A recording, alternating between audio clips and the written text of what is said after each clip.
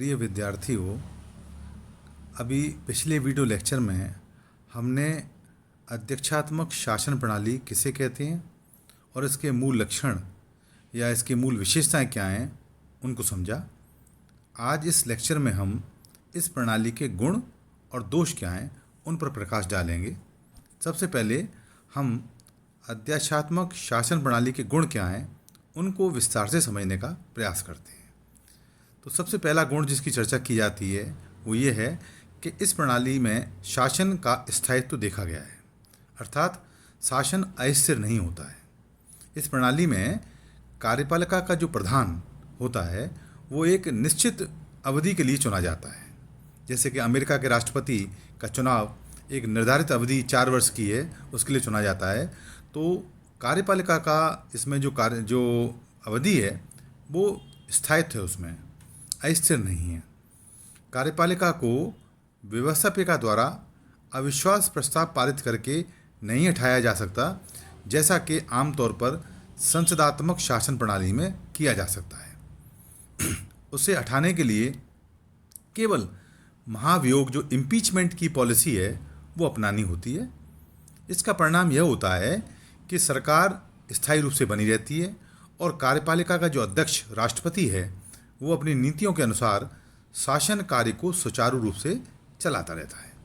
तो अध्यक्षात्मक शासन प्रणाली का जो गुण है, यदि हम संसदीय प्रजातंत्र की या संसदीय शासन प्रणाली की तुलना में देखें तो सबसे बड़ा गुण यह शासन के स्थायित्व का है, क्योंकि इसमें इम्पीचमेंट अर्थात महाभियोग की जो जटिल प्रक्रिया है उसके अलावा अन्य किसी प्रकार से जो कार्यपालिका का जो अध्यक्ष है, जो शासन का जो अध्यक्ष है राष्ट्रपति, उसको हटाया नहीं जा सकता। वो संविधान में निर्धारित जो अवधि है उस अवधि तक वो अपने कार्य करता रहता है और अपनी नीतियों को संचालित करता रहता है। दूसरा जो लाभ, जो गुण अध्यक्षात्मक शासन प्रणाली में देखा गया है वो है शासन में दक्षता। अध्यक्षात्मक शासन प्रणाली में शासन की दक्षता हमें स्पष्ट रूप से दिखती है। कार्यपालिका के व्यवस्थापिका से स्वतंत्र रहने के कारण कार्यपालिका के साहस में दृढ़ता, निर्णय कुशलता और दक्षता में वृद्धि होती है। क्योंकि कार्यपालिका का शासन का संचालन करना होता है, उसका कार्य मूल है, अतः वह शासन कार्य को कुशलतापूर्वक चलाती है। तो ये सबसे बड़ी बात देखी गई है कि इसमें जो इस प्रणाली में शासन की दक्षता स्पष्ट रूप से परिलक्षित होती है। तीसरा जो गुण देखा गया है वो बहुत महत्वपूर्ण है, वो है कि संकट काल के लिए यह प्रणाली बहुत उत्तम है। क्यों है? क्योंकि इस प्रणाली में सरकार की वास्तविक जो राष्ट्राध्यक्ष के पास जो शक्ति होती है वास्तविक होती हैं, वह व्यवस्थापिका तथा मंत्रिमंडल के परामर्श के लिए बाध्य नहीं है। अतः जब कभी संकटकालीन स्थिति उत्पन्न होती है तो वह पूरी दृढ़ता के साथ संकट का मुकाबला करने में समर्थ होता है। जबकि आप संसदीय प्रजातंत्र को या संसदीय प्रणाली को देखें तो वहाँ जो कार्यपालिका है, कार्यपालिका का प्रधान है, उसे संकट काल की परिस्थितियों का सामना करने के लिए अन्य जो विपक्षी दल हैं, विधानमंडल है, उनकी सहमति लेनी होती है, तब कहीं जाकर के वो उस संकट को जो है सामना करने के लिए सक्षम हो पाता है। लेकिन अध्यक्षात्मक शासन प्रणाली में जो राष्ट्राध्यक्ष है उसके पास संपूर्ण कार्यपालिका शक्ति होती है, जो वास्तविक होती है, नाम मात्र की नहीं होती है, और वो अपने कार्य को करने के लिए या संकट काल में उन नीतियों को लागू करने के लिए पूर्णतया स्वतंत्र होता है। तो इसलिए इमरजेंसी की सिचुएशंस में ये जो प्रेसिडेंशियल टाइप ऑफ गवर्नमेंट है, जो अध्यक्षात्मक प्रकार की जो शासन प्रणाली है वो उत्तम है। एक गुण ये देखा गया है कि इसमें राष्ट्रीय एकता की सुदृढ़ता बनी रहती है। ये अध्यक्षात्मक शासन प्रणाली का एक विशेष गुण है। अत्यंत दृढ़ रूप से इसमें यह विद्यमान रहती है राष्ट्रीय एकता। राष्ट्रपति संपूर्ण देश का नेता होता है, किसी एक दल विशेष का नहीं होता। जबकि आपने देखा होगा कि संसदीय प्रजातंत्र में या संसदीय प्रकार की शासन व्यवस्था में जो कार्यपालिका का जो वास्तविक प्रमुख जो होता है, जिसको हम प्रधानमंत्री कहते हैं, वो एक जो लोकसभा या जो निम्न सदन है या संसद के अंदर जो बहुमत का दल है उसका वो नेता होता है। तो एक प्रकार से किसी पार्टी का वो नेतृत्व कर रहा होता है। जबकि अध्यक्षात्मक शासन प्रणाली में वो पूरे देश का नेतृत्व करता है राष्ट्रपति, जो कार्यपालिका का जो प्रमुख है, और इसलिए राष्ट्रीय एकता में सुदृढ़ता बनी रहती है। उसके कार्यों पर किसी दलगत राजनीति का प्रभाव नहीं पड़ता। अतः शासन व्यवस्था को सुचारू रूप से चलती रहती है और राष्ट्रीय एकता में वृद्धि होती है। इसी प्रकार इसमें एक गुण ये भी है कि नीति जो लागू होती है उसकी निश्चितता बनी रहती है, क्योंकि इस प्रणाली में कार्यपालिका की वास्तविक शक्तियाँ एक ही व्यक्ति के हाथों में होती है और वह अपनी इच्छानुसार अपना परामर्शदाता स्वयं चुनता है। वह इस बात के लिए स्वतंत्र होता है कि वह परामर्शदाता के परामर्श को स्वीकार करे या ना करे। परिणाम यह होता है कि वहाँ मतों में विभिन्नता के दर्शन नहीं होते, जबकि संसदीय प्रजातंत्र में ऐसा कुछ नहीं पाया जाता। इसलिए अध्यक्षीय जो प्रकार की सरकार है उसमें नीतियों की निश्चितता बनी रहती है। एक गुण ये भी है कि इसमें राज्य शक्ति के पृथक्करण के सिद्धांत का पालन करता है। आपको पहले ही मैंने बताया था कि शक्ति के पृथक्करण का सिद्धांत, जिसको कहते हैं सेपरेशन ऑफ पावर्स, ये लॉर्ड मॉन्टेस्क्यू द्वारा प्रतिपादित सिद्धांत था, जो उसने अपनी प्रमुख पुस्तक द स्पिरिट ऑफ लॉज में प्रतिपादित किया था। यह पद्धति जो है वो लोकतंत्र के उस सिद्धांत के अधिक अनुकूल है जिसमें राज्य शक्ति के पृथक्करण के सिद्धांत पर बल देता है। यह अध्यक्षात्मक शासन प्रणाली का सबसे महत्वपूर्ण लक्षण देखा गया है, सबसे महत्वपूर्ण क्वालिटी भी है, गुण भी है उसका ये। इस पद्धति में व्यवस्थापिका और न्यायपालिका, लेजिस्लेचर और जुडिशरी के जो कार्य हैं वो संविधान द्वारा निश्चित होते हैं, निर्धारित होते हैं, और व्यवस्थापिका, कार्यपालिका तथा न्यायपालिका, ये तीनों अंगों की अपनी अलग अलग शक्तियाँ होती हैं। तो ये इसकी खास इसका लाभ और गुण देखा गया है। एक गुण है कि इसमें दलबंदी की जो बुराइयां हैं वो कम होती हैं। जो पार्टी सिस्टम के जो डीमेरिट्स हैं वो इसमें आमतौर पर नहीं पाई जाती हैं, क्योंकि इस प्रणाली में दलबंदी का वैसा उग्र रूप या दूषित वातावरण नहीं रहता जैसा कि पार्लियामेंट्री टाइप ऑफ जो गवर्नमेंट है, संसदात्मक जो शासन व्यवस्था है, उनमें आमतौर पर देखा गया है। इस प्रणाली में कार्यपालिका का जो प्रधान है, राष्ट्रपति जिसे कहते हैं, कि निर्वाचन के समय ही राजनीतिक दल सक्रिय रहते हैं।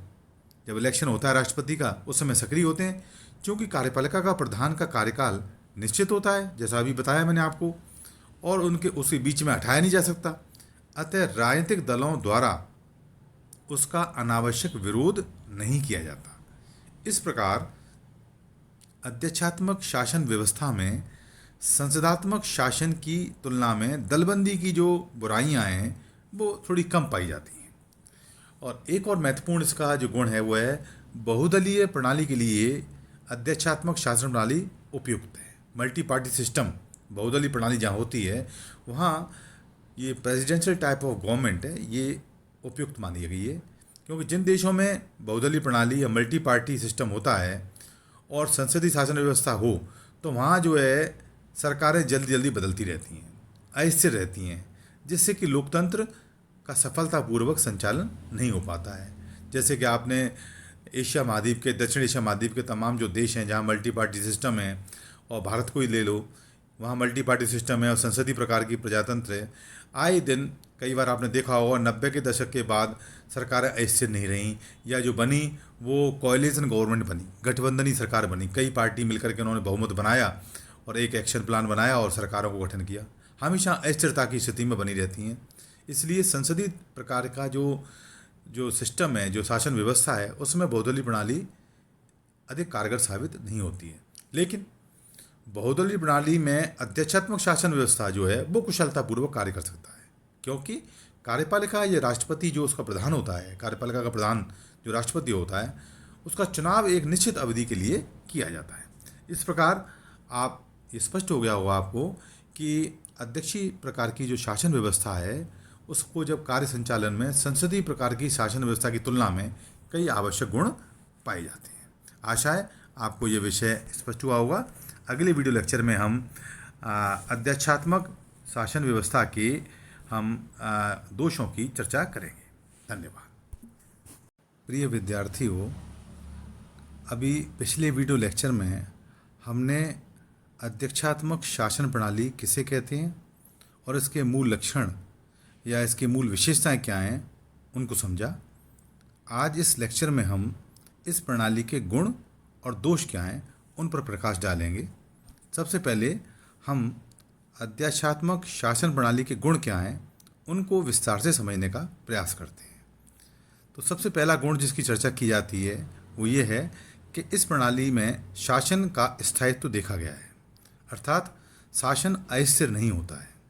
इस प्रणाली में कार्यपालिका का जो प्रधान होता है वो एक निश्चित अवधि के लिए चुना जाता है। जैसे कि अमेरिका के राष्ट्रपति का चुनाव एक निर्धारित अवधि 4 वर्ष की है, उसके लिए चुना जाता है। तो कार्यपालिका का इसमें जो अवधि है वो स्थायित्व है, उसमें अस्थिर नहीं है। कार्यपालिका को व्यवस्थापिका द्वारा अविश्वास प्रस्ताव पारित करके नहीं हटाया जा सकता, जैसा कि आमतौर पर संसदात्मक शासन प्रणाली में किया जा सकता है। उसे हटाने के लिए केवल महाभियोग जो इम्पीचमेंट की पॉलिसी है वो अपनानी होती है। इसका परिणाम यह होता है कि सरकार स्थायी रूप से बनी रहती है और कार्यपालिका का जो अध्यक्ष राष्ट्रपति है वो अपनी नीतियों के अनुसार शासन कार्य को सुचारू रूप से चलाता रहता है। तो अध्यक्षात्मक शासन प्रणाली का जो गुण है, यदि हम संसदीय प्रजातंत्र की या संसदीय शासन प्रणाली की तुलना में देखें तो सबसे बड़ा गुण यह शासन के स्थायित्व का है, क्योंकि इसमें इम्पीचमेंट अर्थात महाभियोग की जो जटिल प्रक्रिया है उसके अलावा अन्य किसी प्रकार से जो कार्यपालिका का जो अध्यक्ष है, जो शासन का जो अध्यक्ष है राष्ट्रपति, उसको हटाया नहीं जा सकता। वो संविधान में निर्धारित जो अवधि है उस अवधि तक वो अपने कार्य करता रहता है और अपनी नीतियों को संचालित करता रहता है। दूसरा जो लाभ, जो गुण अध्यक्षात्मक शासन प्रणाली में देखा गया है वो है शासन में दक्षता। अध्यक्षात्मक शासन प्रणाली में शासन की दक्षता हमें स्पष्ट रूप से दिखती है। कार्यपालिका के व्यवस्थापिका से स्वतंत्र रहने के कारण कार्यपालिका के साहस में दृढ़ता, निर्णय कुशलता और दक्षता में वृद्धि होती है। क्योंकि कार्यपालिका का शासन का संचालन करना होता है, उसका कार्य मूल है, अतः वह शासन कार्य को कुशलतापूर्वक चलाती है। तो ये सबसे बड़ी बात देखी गई है कि इसमें जो इस प्रणाली में शासन की दक्षता स्पष्ट रूप से परिलक्षित होती है। तीसरा जो गुण देखा गया है वो बहुत महत्वपूर्ण है, वो है कि संकट काल के लिए यह प्रणाली बहुत उत्तम है।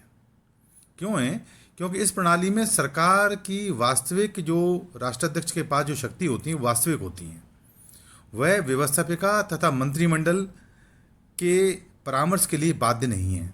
अतः जब कभी संकटकालीन स्थिति उत्पन्न होती है तो वह पूरी दृढ़ता के साथ संकट का मुकाबला करने में समर्थ होता है। जबकि आप संसदीय प्रजातंत्र को या संसदीय प्रणाली को देखें तो वहाँ जो कार्यपालिका है, कार्यपालिका का प्रधान है, उसे संकट काल की परिस्थितियों का सामना करने के लिए अन्य जो विपक्षी दल हैं, विधानमंडल है, उनकी सहमति लेनी होती है, तब कहीं जाकर के वो उस संकट को जो है सामना करने के लिए सक्षम हो पाता है। लेकिन अध्यक्षात्मक शासन प्रणाली में जो राष्ट्राध्यक्ष है उसके पास संपूर्ण कार्यपालिका शक्ति होती है, जो वास्तविक होती है, नाम मात्र की नहीं होती है, और वो अपने कार्य को करने के लिए या संकट काल में उन नीतियों को लागू करने के लिए पूर्णतया स्वतंत्र होता है। तो इसलिए इमरजेंसी की सिचुएशंस में ये जो प्रेसिडेंशियल टाइप ऑफ गवर्नमेंट है, जो अध्यक्षात्मक प्रकार की जो शासन प्रणाली है वो उत्तम है।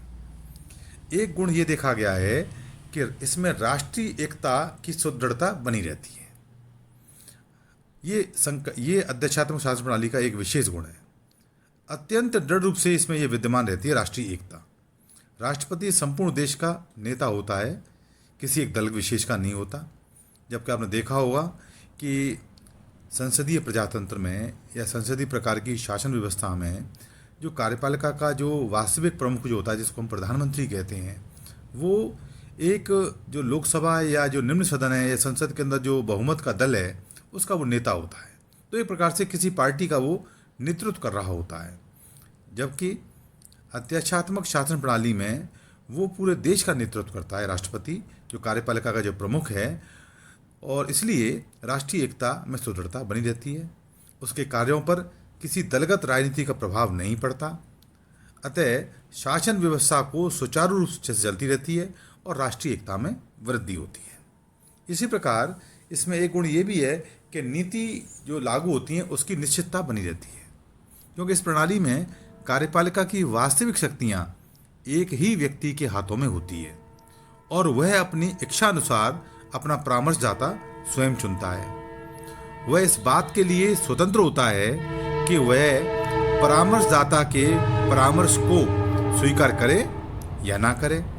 परिणाम यह होता है कि वहाँ मतों में विभिन्नता के दर्शन नहीं होते, जबकि संसदीय प्रजातंत्र में ऐसा कुछ नहीं पाया जाता। इसलिए अध्यक्षीय जो प्रकार की सरकार है उसमें नीतियों की निश्चितता बनी रहती है। एक गुण ये भी है कि इसमें राज्य शक्ति के पृथक्करण के सिद्धांत का पालन करता है।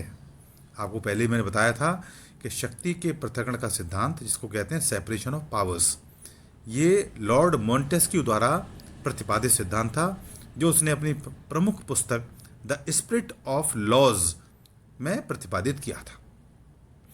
यह पद्धति जो है वो लोकतंत्र के उस सिद्धांत के अधिक अनुकूल है जिसमें राज्य शक्ति के पृथक्करण के सिद्धांत पर बल देता है।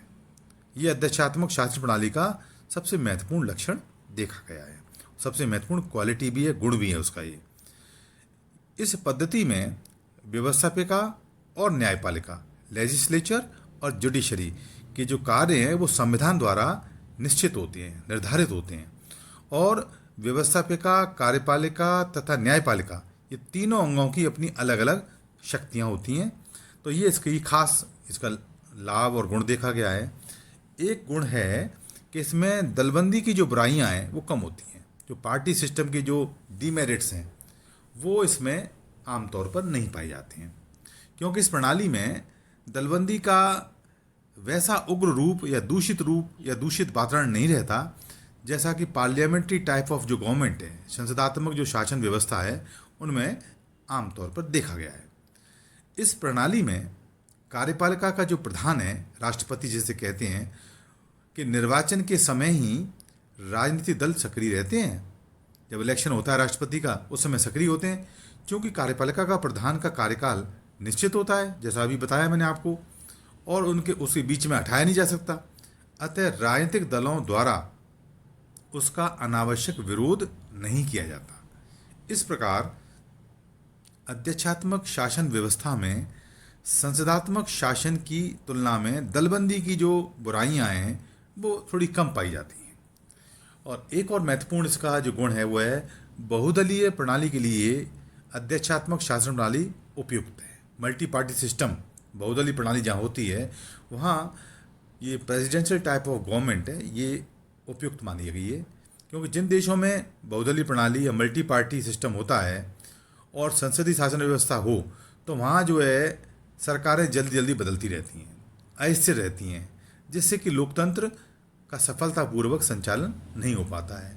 जैसे कि आपने एशिया महाद्वीप के, दक्षिण एशिया महाद्वीप के तमाम जो देश हैं जहाँ मल्टी पार्टी सिस्टम है, और भारत को ही ले लो, वहाँ मल्टी पार्टी सिस्टम है और संसदीय प्रकार की प्रजातंत्र है।